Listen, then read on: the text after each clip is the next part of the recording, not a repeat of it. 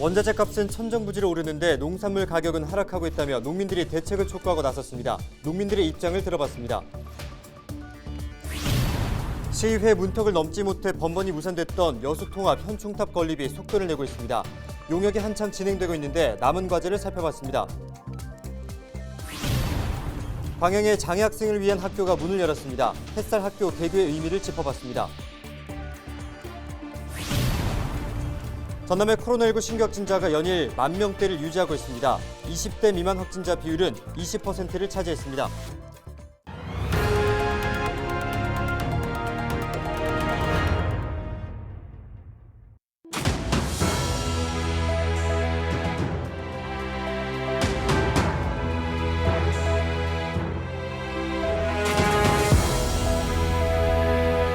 여러분 안녕하십니까? 헬로티비 전남 뉴스입니다. 러시아의 우크라이나 침공으로 국제 유가가 오르면서 덩달아 비료값도 상승하고 있습니다. 해남에서는 농민들이 원자재 값이 오르고 있는 반면 쌀값은 떨어지고 있다며 대책을 요구하고 나섰습니다. 박종호 기자가 취재했습니다. 해남의 농민들이 한자리에 모여 시위에 나섰습니다. 최근 유가와 원자재 값이 폭등해 농촌 경영에 어려움을 겪고 있지만 오히려 쌀값은 떨어지고 있다는 겁니다. 농민들은 쌀값이 지난해 10월보다 16% 넘게 떨어져 수익이 적거나 오히려 손해를 보고 있다는 입장입니다. 우리 농민들, 생산 농가들한테는 많은 큰 소득이 줄어들었다고 생각합니다. 생산비나 인건비나 들어가는 비해서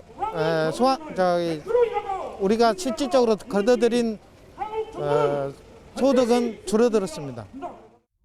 밭작물도 사정은 마찬가지입니다. 겨울 대파나 양배추 등 채소값도 전남에서만 가격이 폭락했기 때문입니다.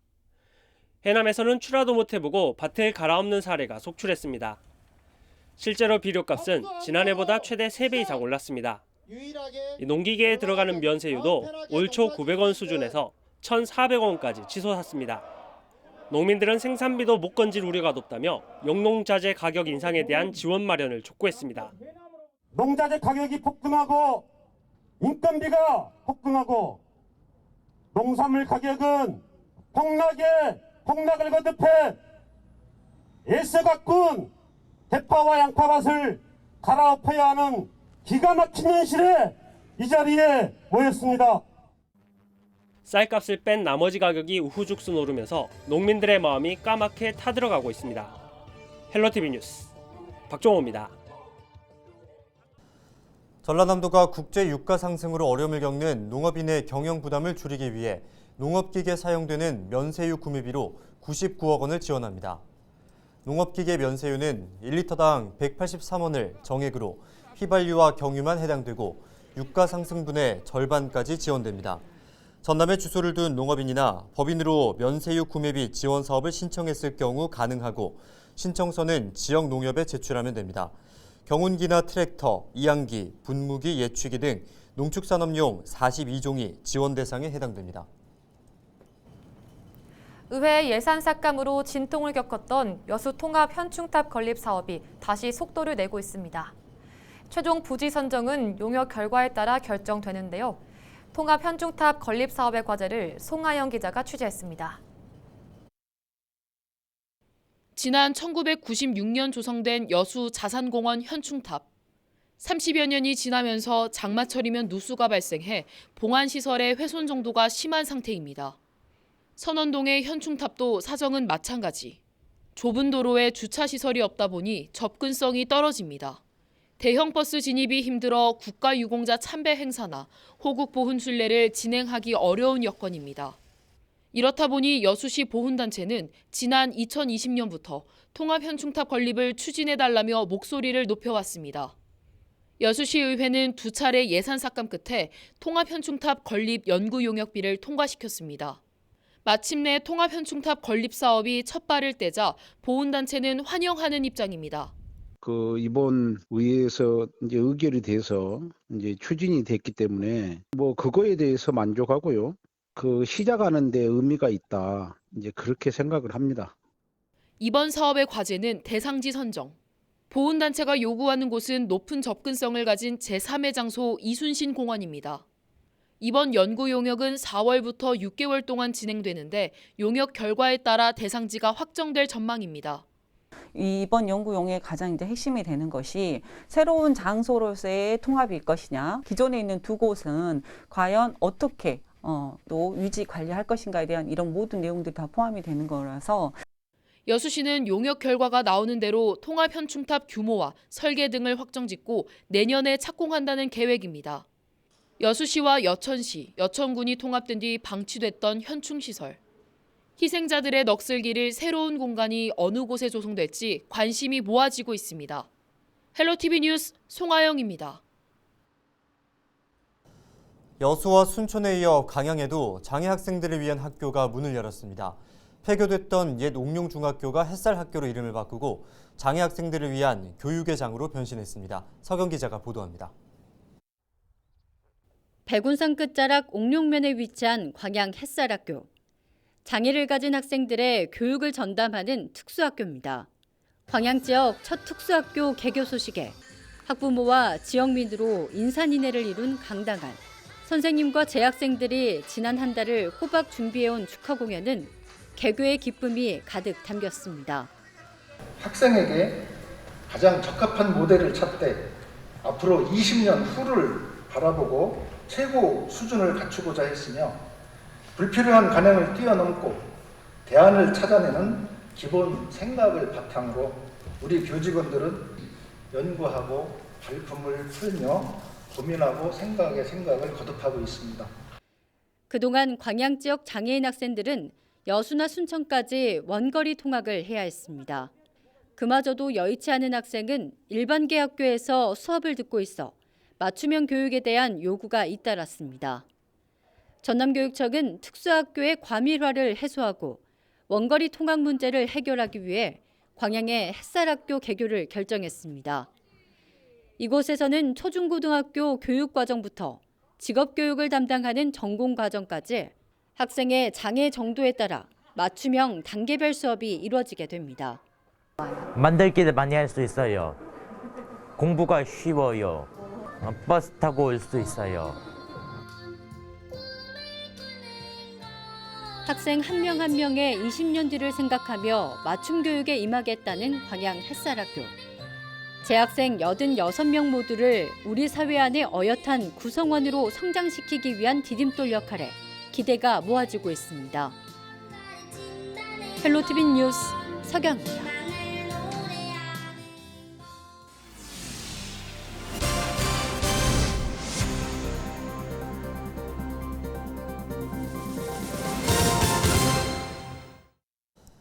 전남의 코로나19 신규 확진자가 연일 10,000명 선을 유지하고 있습니다. 전남은 지난달 31일 하루 동안 순천 2,134명, 여수 1,975명, 목포 1,568명, 나머지는 세 자릿수 확진이 이어지면서 11,826명이 확진 판정을 받았습니다. 순천에서는 유치원생 93명이, 광양에서는 초등학생 115명이 확진됐습니다. 20대 미만의 확진자는 2,436명으로 전체 20%를 차지했습니다. 오미크론 유행이 감소하면서 코로나19 신규 확진자가 30만 명 아래로 내려왔습니다. 중앙방역대책본부는 1일 0시 기준으로 전국 신규 확진자가 28만 273명 발생했다고 밝혔습니다. 위중증 환자는 1,299명, 사망자는 360명으로 집계됐습니다. 정부는 오미크론 유행이 정점을 지난 것으로 보고 다음 주부터 새로운 거리두기 조정안을 적용하기로 했는데요.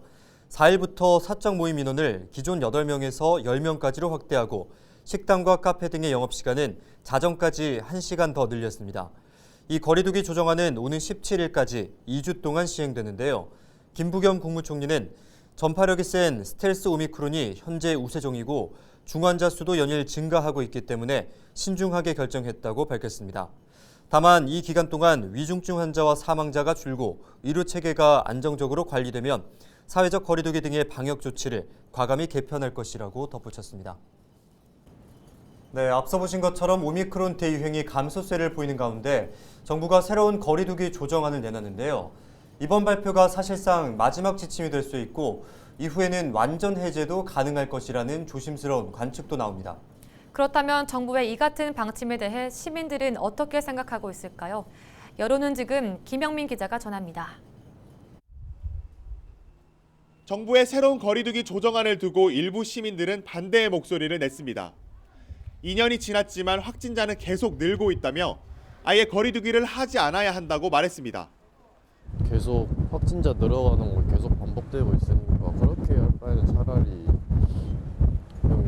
차라리 거리두기 아예 다 완화시켜서 뭐 대한민국 국민들이 다 편하게 살고 그렇게 했으면 저는. 자영업자들은 정부의 방역 조치가 형평성에 맞지 않다고 지적했고 일부 학생들도 거리두기를 끝내고 선후배들을 직접 만나고 싶다고 전했습니다. 완전히 풀이 좋아요. 이거 단속할 필요 없어요. 저는 그렇게 생각합니다. 완전히 푸는 걸로.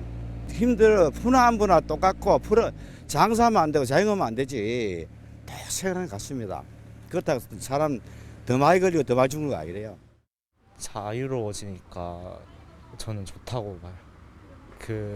지금 코로나로 인해 한정적인 지금 활동을 하고 있는데 그게 없어지고 나면 이제 또 더 오래 활동을 할 수 있다는 게 장점인 것 같아요.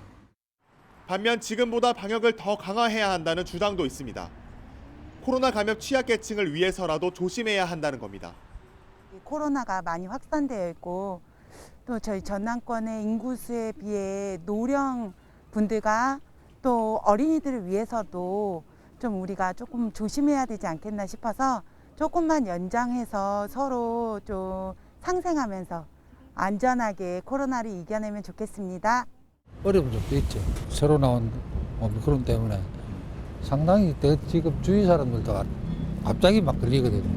우리도 불안해서 경기가 불안하다.